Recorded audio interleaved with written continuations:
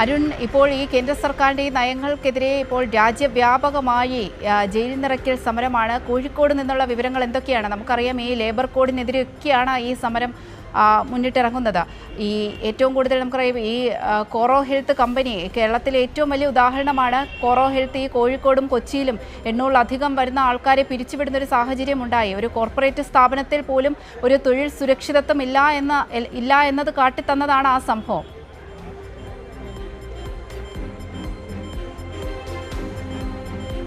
അവന്തിക, ഞാനിപ്പോൾ നിൽക്കുന്നത് കോഴിക്കോട് ആദായ നികുതി ഓഫീസിന് മുന്നിലാണ്. നേരത്തെ അവന്തിക സൂചിപ്പിച്ചതുപോലെ തന്നെ രാജ്യമെമ്പാടും നടക്കുന്ന തൊഴിലാളി വിരുദ്ധ നയങ്ങളുണ്ട്, കേന്ദ്ര സർക്കാർ നടപ്പിലാക്കുന്ന നയങ്ങളുണ്ട്.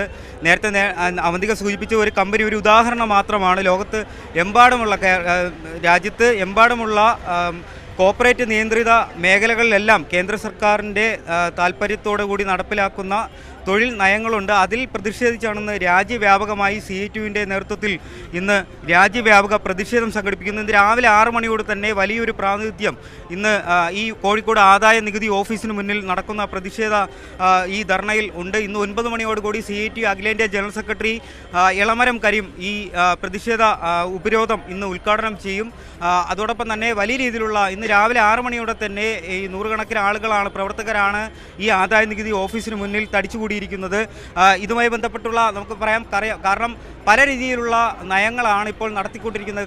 അതിൽ തന്നെ വലിയ രീതിയിലുള്ള ഒരു വ്യാപകമായ പ്രതിഷേധം, അതിൽ പ്രത്യേകിച്ച് മുന്നിൽ നിന്ന് നയിച്ച സംഘടനകളാണ് CITUയും അതുപോലെ അഖിലേന്ത്യാ കിസാൻ സംഘം പോലെയുള്ള കിസാൻ സഭ പോലെയുള്ള ഇടതുപക്ഷ സംഘടനകൾ. എന്തായാലും ഈ നേരത്തെ നടത്തിക്കൊണ്ടിരുന്ന പ്രതിരോധ പ്രവർത്തനങ്ങൾക്ക് കൂടുതൽ ശക്തി പ്രാപിപ്പിക്കുക എന്നുള്ള നയത്തിൻ്റെ ഭാഗമായി തന്നെയാണ് ഇപ്പോൾ ജയിൽ നിറയ്ക്കൽ സമരവുമായി ഇപ്പോൾ CITU രാജ്യമെമ്പാടും ഇപ്പോൾ പ്രതിഷേധ പരിപാടികൾ നടപ്പിലാക്കിക്കൊണ്ടിരിക്കുന്നത്. എന്തായാലും ഇന്ന് വലിയ രീതിയിലുള്ള ഒരു പ്രതിഷേധം തന്നെയാണ് രാജ്യമെമ്മും സാക്ഷ്യം വഹിക്കാൻ പോകുന്നത്. അത് CITU എന്ന് പറയുന്നത് ഇന്ത്യയിലെ ഏറ്റവും വലിയ തൊഴിലാളി സംഘടനകളിൽ ഒന്നാണ്. എന്തായാലും വലിയ രീതിയിലുള്ള ഒരു വ്യാപകമായ പ്രതിഷേധം രാജ്യമെമ്മും ഇന്ന് സാക്ഷ്യം വഹിക്കും. എന്തായാലും അമേരിക്ക തുടർന്നുകൊണ്ടിരിക്കുന്ന അമേരിക്കയുടെ നയങ്ങൾക്ക് ചുവട് പിടിച്ചുകൊണ്ട് കേന്ദ്ര സർക്കാർ നടപ്പിലാക്കുന്ന ചില നയങ്ങളുണ്ട്. അത് എത്തനോൾ പോലും അതുമായി ബന്ധപ്പെട്ടുള്ള ഈ ഘടകങ്ങളിൽ ഒന്നാണ്. കാരണം ലോകത്തെ ഏറ്റവും കൂടുതൽ എത്തനോൾ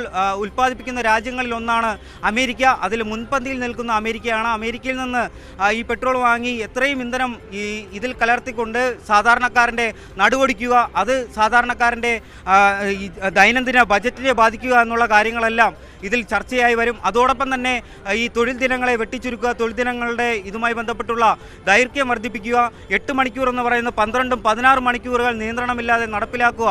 ഇതിനെല്ലാം എതിരെയാണ് ഇന്ന് CITU പ്രധാനമായും ഇന്ന് സമരം സംഘടിപ്പിക്കുന്നത്. നമ്മളോടൊപ്പം CITUവിൻ്റെ ജില്ലാ സെക്രട്ടറി ശ്രീ മുകുന്ദൻ സഹാവ് ചേരുന്നുണ്ട്. എന്തായാലും ഇന്ന് വലിയ സമരമാണ് CITU രാജ്യവ്യാപകമായി. നമ്മുടെ കോഴിക്കോട് അതിൻ്റെ പ്രാതിനിധ്യം വിളിച്ചോതുകയാണ്. രാവിലെ 6 മണി മുതൽ വലിയ രീതിയിലുള്ള ഒരു പ്രാതിനിധ്യം ഈ ഒരു സമരത്തിനുണ്ട്. ഈ സമരം CITU ഒറ്റയ്ക്ക് നടത്തുന്നതല്ല, ഇടത് തൊഴിലാളി സംഘടനകളും കർഷക തൊഴിലാളി സംഘടനകളും ചേർന്ന് സംയുക്തമായിട്ടാണ് ഈ സമരം രാജ്യവ്യാപകമായി നടത്തുന്നത്. ഇവിടെ കോഴിക്കോട്ട് ഈ സമരം രാവിലെ തന്നെ 6 മണിക്ക് മുമ്പേ ആരംഭിച്ചു കഴിഞ്ഞു. നിരവധി ആളുകൾ, നൂറുകണക്കിന് ആളുകൾ ഈ ഗേറ്റിൻ്റെ 2 ഗേറ്റിലും കേന്ദ്രീകരിച്ച് സമരം നടത്തിക്കൊണ്ടിരിക്കുകയാണ്. എല്ലാ ഭാഗത്തും തൊഴിലാളികളും കൃഷിക്കാരും കർഷക തൊഴിലാളികളും വിവിധ സംഘടനകളുടെ നേതാക്കളും ഒക്കെ ഈ സമരമുഖത്ത് എത്തിക്കഴിഞ്ഞു. 10 മണിയാകുമ്പോൾ ഈ സമരം ഔപചാരികമായ ഉദ്ഘാടനം CITUവിൻ്റെ അഖിലേന്ത്യാ ജനറൽ സെക്രട്ടറി എളമരം കരീം നിർവഹിക്കും. 9 മണിക്ക് മുതലക്കുളം മൈതാനിയിൽ നിന്ന് ആയിരക്കണക്കിന് ആളുകൾ പ്രകടനമായി സമരമുഖത്തേക്ക് വരും. ഇന്ത്യ ഗവൺമെൻറ്റിൻ്റെ തൊഴിലാളികൾക്കും കൃഷിക്കാർക്കും ബഹുജനങ്ങൾക്കുമെതിരായുള്ള നയങ്ങൾ തിരുത്തണമെന്നാവശ്യപ്പെട്ടുകൊണ്ടുള്ള നിരന്തരമായ പോരാട്ടത്തിൻ്റെ ഒരു പ്രത്യേക ഘട്ടത്തിലാണ് ഇപ്പോൾ നമ്മൾ നിൽക്കുന്നത്. ഈ സമരത്തിന് ശേഷവും ഗവൺമെൻറ് നയം മാറ്റുന്നില്ലെങ്കിൽ ആ നയം മാറ്റുന്നത് വരെയുള്ള വലിയ പ്രക്ഷോഭങ്ങൾ കെട്ടയച്ചു വിടാൻ ഈ തൊഴിലാളി കർഷക സംഘടനകൾ തയ്യാറാകേണ്ടി വരുമെന്നുള്ളതാണ് അന്തരീക്ഷം. ഈ സമരത്തിന് രാജ്യവ്യാപകമായ വലിയ പിന്തുണയാണ് നമ്മൾ കണ്ടുകൊണ്ടിരിക്കുന്നത്. തീർച്ചയായിട്ടും ഈ സമരം വിദ്യാർത്ഥികളുടെ സമരം പോലെ, നേരത്തെ കർഷക സമരം പോലെ വിജയത്തിലേക്ക് എത്തും. ഗവൺമെൻറ് പിന്നോട്ട് പോകേണ്ടി വരുമെന്ന കാര്യത്തിൽ ഞങ്ങൾക്ക് യാതൊരു സംശയമില്ല.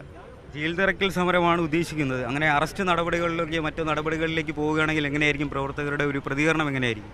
തീർച്ചയായും ജയിൽ നിറയ്ക്കൽ സമരം തന്നെയാണ് ഞങ്ങൾ ഉദ്ദേശിക്കുന്നത്. പോലീസ് ഞങ്ങളെ അറസ്റ്റ് ചെയ്ത് ജയിലിൽ കൊണ്ടുപോയി ഈ ഗവൺമെൻറ്റിനുള്ള ശക്തമായ പ്രതിഷേധം പ്രകടിപ്പിക്കാനുള്ള അവസരം ഉപയോഗിക്കാൻ കഴിയണമെന്നാണ് ഞങ്ങൾ ആഗ്രഹിക്കുന്നത്.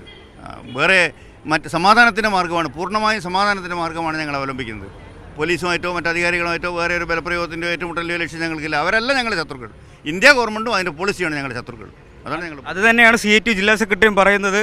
പോലീസ് ഉൾപ്പെടെയുള്ള തൊഴിലാളി വർഗ്ഗങ്ങളുടെക്കെതിരെയല്ല, അല്ലെങ്കിൽ ഏതെങ്കിലും ഭരണകൂടങ്ങൾക്കെതിരെയല്ല. എന്തായാലും ഇന്നത്തെ സമരം വലിയ രീതിയിലുള്ള ഒരു പ്രാതിനിധ്യം ഇവിടെ ഉണ്ട്. കേന്ദ്ര സർക്കാർ കുറേ തൊഴിൽ നയങ്ങൾ ഇവിടെ നടപ്പിലാക്കുന്നുണ്ട്. അതിനെല്ലാം എതിരെയായിരിക്കില്ലേ? അതെ, ഓക്കെ. എല്ലാ ഇതിനെതിരായിട്ടാണ്, നമ്മളെ ലേബർ കോഡിന് എതിരായി കൊണ്ടുള്ള സമരം തന്നെ അത്. അതെ അതെ, ഇത് സാധാരണ ഒരു പ്രവർത്തകൻ്റെ ഒരു ശബ്ദമാണ്. കാരണം രാജ്യത്തെമ്പാടും നടപ്പിലാക്കിക്കൊണ്ടിരിക്കുന്ന തൊഴിലാളി വിരുദ്ധ നയങ്ങളുണ്ട്. ആ നയങ്ങൾക്കെതിരെയാണ് ഇന്ന് ഈ പ്രവർത്തകർ യാതൊരു ലാഭേച്ഛയും കൂടാതെ അവരെ സ്വകാര്യ ആവശ്യങ്ങൾക്ക് വേണ്ടിയിട്ടുള്ള ഒന്നിനു വേണ്ടിയല്ല ഈ നിലനിൽക്കുന്ന ഈ പ്രവർത്തകർ, CITUവിൻ്റെയും മറ്റ് കർഷക അനുബന്ധ തൊഴിലാളി സംഘടനകളുടെയും പ്രവർത്തകർ ഇവിടെ രാവിലെ തന്നെ തടിച്ചുകൂടിയിരിക്കുന്നത് രാജ്യം ആവശ്യപ്പെടുന്ന, തൊഴിലാളികൾ ആവശ്യപ്പെടുന്ന പൊതുവായ ആവശ്യങ്ങൾക്ക് വേണ്ടി അണിനിരന്ന് നിൽക്കുന്ന ഒരു പ്രതിരോധ സമരത്തിൽ അണിനിരന്ന് നിൽക്കുന്ന നൂറുകണക്കിന് പ്രവർത്തകരെ തന്നെയാണ്.